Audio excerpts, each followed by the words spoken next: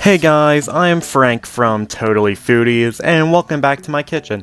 Today I'll be showing you how to jazz up some instant ramen so you can have a little more variety in your life. I'll be using the beef-flavored Maruchan noodles because they are my favorite noodles. Let's see how you can upgrade it.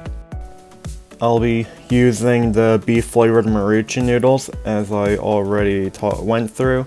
And I will be upgrading the spices and heat with a little bit of chili powder, cumin, and cayenne. I'll add some extra flavor with a clove of garlic. I would use some green onion if I had it. And of course, a poached egg. I'll start things off by roughly chopping my single clove of garlic. You can chop as coarse or as fine as possible, but I prefer bigger chunks. Of course, this is a total preference. You can go as fine as you like. I'll start by just opening my ramen noodle packet. Everyone's seen one before. You got the noodles and the seasoning packet. Take the noodles and immediately put them in some boiling water.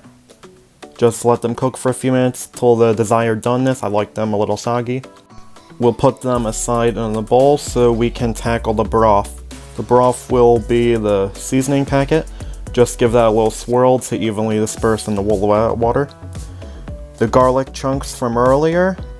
A little bit of chili powder, a little bit of cumin, and just a tad of cayenne. It's not a lot of water, so we don't want to make it too spicy. Once that is all together, just pour it over the ramen so we can tackle the hardest part of the recipe, a poached egg. To make a poached egg, you want to first put your egg in a bowl like this one, and you're going to be stirring some very hot boiling water and to create a vortex. While that vortex is happening, we're going to take our egg and dump it into the water. The vortex will blow off all these wispy bits. It's completely normal. This is notoriously hard to make, especially if you're a new chef, but I am able to make these. We're going to let it sit in the water just a tad to cook the whites, so we can have cooked whites but a nice runny yolk. And it doesn't look done to me, so I'm going to keep it in the boiling water on the spoon a little bit more so I can easily fish it out. And it appears to look done, so I'm going to take it and gingerly place it atop my ramen. As you can see, this is the finished product. It's stuck to the spoon. There we go. I kind of broke it, but don't worry, that's completely fine.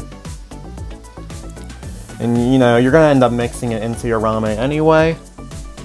And it turns out I forgot to take the picture for their thumbnail, so I'm going to make another poached egg and cook it a little bit longer so it doesn't burst open like the last one. Place it on top of the ramen. And there we have it, a jazzed up version of the college dorm room classic.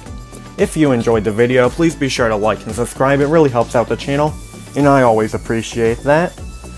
I hope you try this recipe at home. If you do, please be sure to tag me on Instagram at totally.foodies so I can see your creations. If you will excuse me, I will enjoy this ramen thoroughly off camera.